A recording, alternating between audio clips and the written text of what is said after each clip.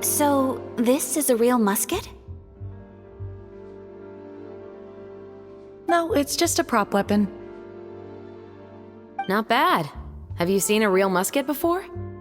Only in books and newspapers. I made this one based on the relative shape and proportions I saw in reference images. When we're filming, some special gunpowder will be applied around the muzzle, which will help create the flash and smoke effects of a real gun being fired. Which means it'll be up to the actors to portray the recoil. That's right. The sound effects for gunshots will also be added in post-production. Thank you, Veronique. I think I know where to start now. However, the musket's gears and firing pin could still use some work. Adding some wear on the metallic components will make them appear more realistic. Also, be sure to rub the muskets with some oil each time before we start shooting. That'll give the impression that the firearms have been well maintained. Good point. You seem to know a lot, Miss Chevres. I assume you use these types of firearms on a regular basis? Yes, I perform routine maintenance on my weapons every day. Just like we as people need to eat and sleep, muskets need to be cleaned and maintained. I also perform similar care for my sword every day, and familiarize myself with its shape and weight, to the point where it feels like a natural extension of my body. Yes, this way, our weapons will never betray us in the heat of battle. Yes, well said. It seems we have the same philosophy on this topic. Oh, sounds like they found a common interest to talk about. Though these props differ from the muskets I use, I can still give you some pointers. Good. I look forward to your instruction. First and foremost, never point the weapon at anyone, regardless of whether it's a real or prop weapon or whether you're holding it or it's on the table. This holds for any time when you're not actively engaging an enemy. Okay, understood.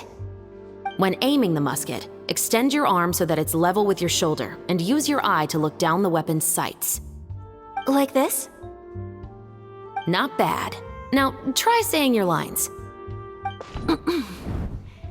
This is the end of the road for you. Good. Now turn your body a little. That way, you'll give your enemy less of a target to work with. And relax your shoulders. Here, allow me to demonstrate. This is the end of the road for you. Huh. Excuse me, Miss Chiori. Director Farina, there's something I wish to discuss with you. Oh? What is it? Like this? Yes, much better. What do you think? I do see your point. But are you sure you wish to do this? I believe it would be most fitting. Well, if you insist. All right, I understand. Miss Ayaka, Miss Chevres, could the two of you please come over here? Huh? What's going on? Are we gonna start filming now? Let's go see. What is it? I have a question for you, Miss Chevres. Would you be willing to play the role of a musketeer? What? To clarify, I would like to turn over my role to Miss Chevres. But brother... Don't worry, Ayaka. I actually view this as a good thing. I was becoming troubled trying to set aside some time to speak to the staff at the Palais Mermonia. I would like to have some conversations about the cultural exchange between our two countries, and I've heard that the bureaucratic process here can get rather complicated. Now, I will be able to focus on my work. Besides, you also know that I'm not really one for public performances. Are you really sure? From a director's point of view, I also felt like the relationship between the two musketeers in the original story could be improved. The older brother in the story plays the lead role with his overbearing character, but this causes his character to overshadow that of his sister, and the theme of the two supporting and relying on each other isn't conveyed very well. But if we were to change the siblings to two sisters of a similar age, then that aspect of the story might come through more clearly. Also, I've seen you instructing Ayaka.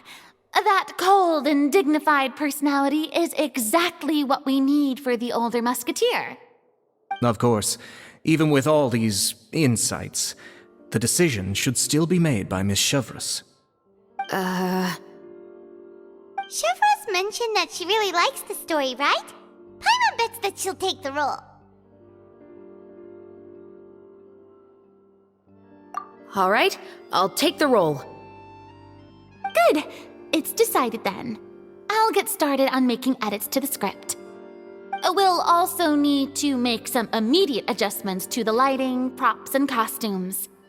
I have a feeling that our adaptation will be even better than the original story. You're doing a great favor for me, Miss Chevreuse. You have my gratitude. Don't mention it. I like this character, so if anything, I should be the one thanking you. Well, since my brother is the one who brought up the idea, I suppose there's no need to worry. Let's go, Miss Chevreuse.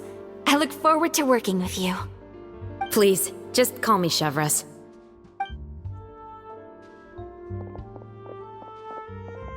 Seems like you're really going out of your way to solve the problem I was having with your makeup. Surely you jest, Chiori. I assure you that I was mostly motivated by a desire to spend more time on formal business. Oh, come on. You really think I'd buy that? According to what I've heard from Ayaka, her brother is someone who can juggle 10 different matters at the same time. I'm sure you have other reasons for backing out. Perhaps. Ayaka always said she wanted to go out and see more of the world, just like the Traveler. But I feel that she needs not only to see other nations, but also to make some different kinds of friends. I think it would be harder for her to make new connections with me constantly by her side. I would like to give her some space. Alright, go on. Spoil her some more. Ayato! It's too bad you're stepping down from the role. Paimon really wanted to see you act as a musketeer.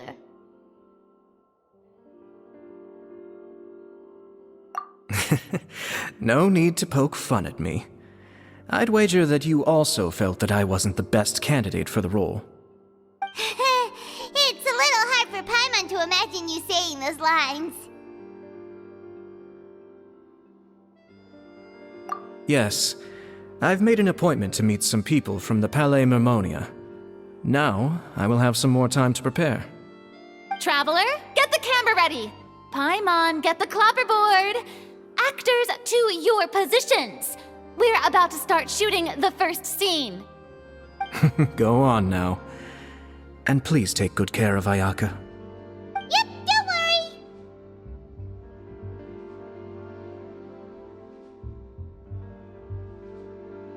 Thank you. I look forward to seeing the film when it's finished.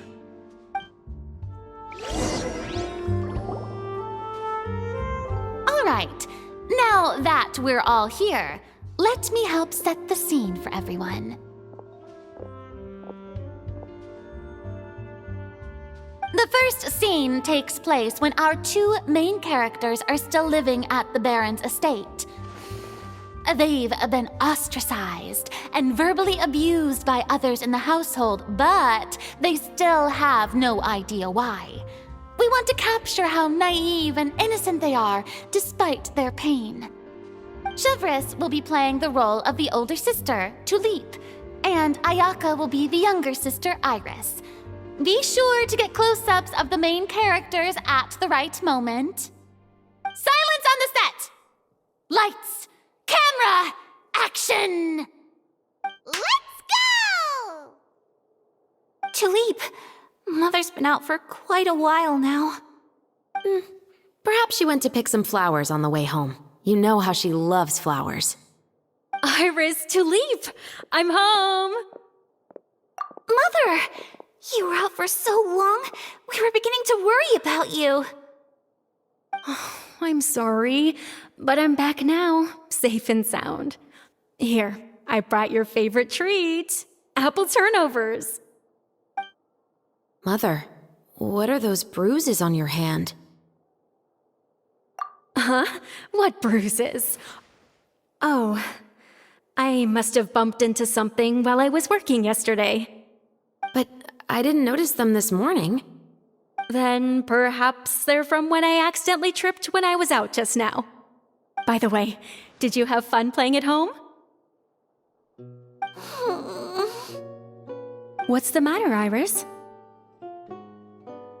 Well, we've realized that no one really wants to play with us.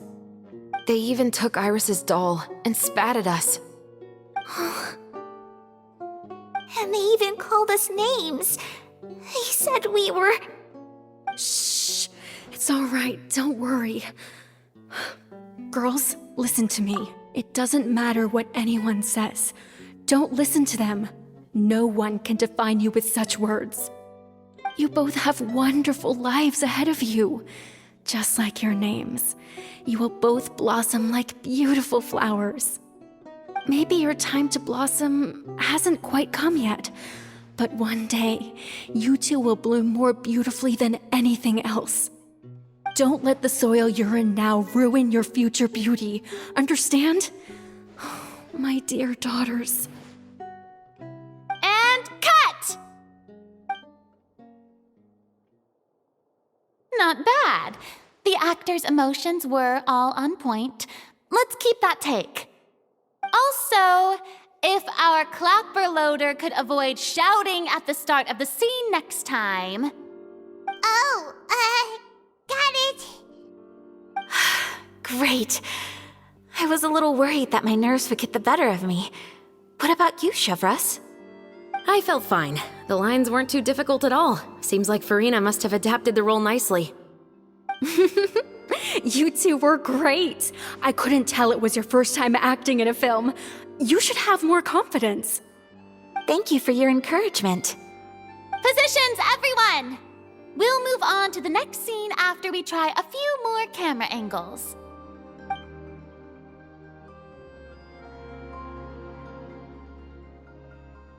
This scene is when our two characters return home, only to discover their mother has been murdered. Ready? Lights! Camera! Action! Mother, we're back. Mother?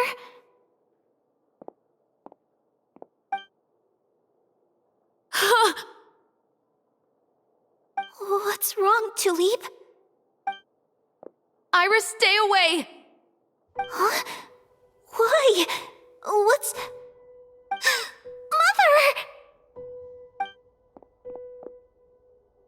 Mother... She's...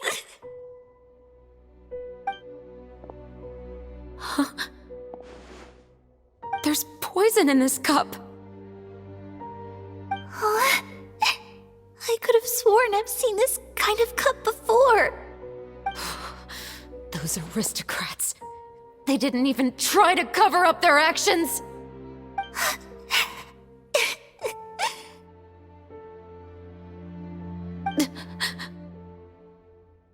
Iris, we need to leave this place.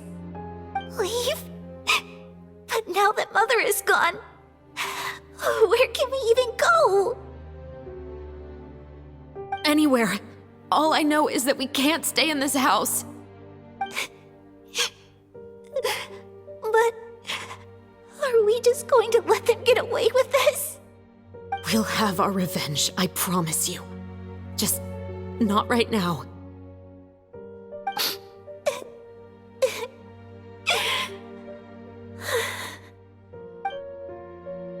Come on, let's go.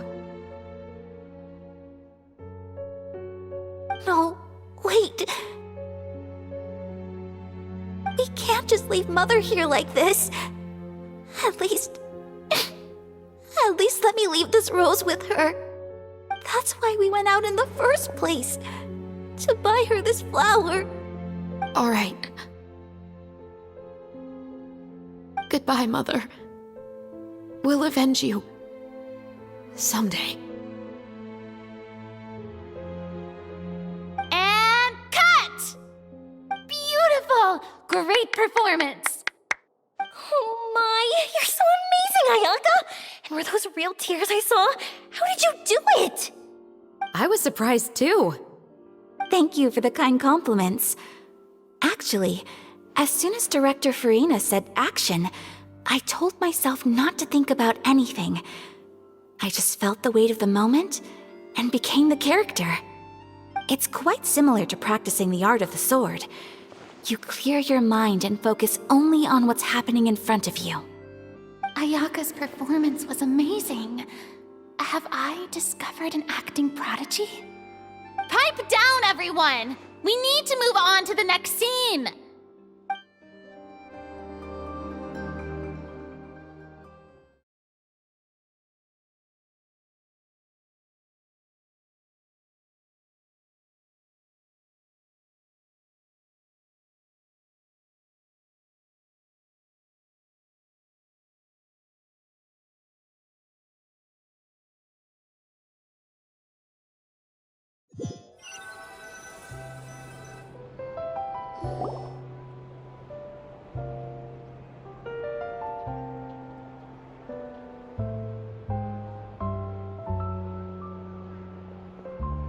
Huh?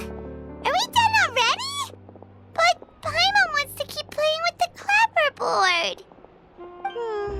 How do you feel, Traveler? Is your arm sore from holding the camera all day? Good work, you two. You too, Shivers. You were quite the actress today. I've read this novel many times before. I have a good grasp of my character's mindset. Anyway, do you remember my request from yesterday? Oh, right! We were having so much fun that Paimon nearly forgot! You have a case where the murders seem really similar to the cases in the novel, right? So, how are they similar exactly? In the story, the main characters grow up to become two musketeers, always using their guns to carry out their revenge. And on each of the victims, they place a rainbow rose as a signal that they've returned.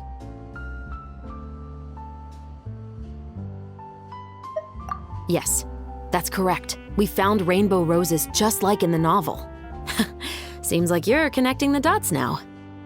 Oh, that does sound pretty concerning.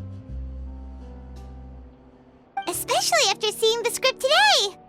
Oh, now Paimon can't stop wondering what kind of ulterior motive the murderer might have. What do you think, Traveler? You're smart. Paimon wants to hear your thoughts. Good.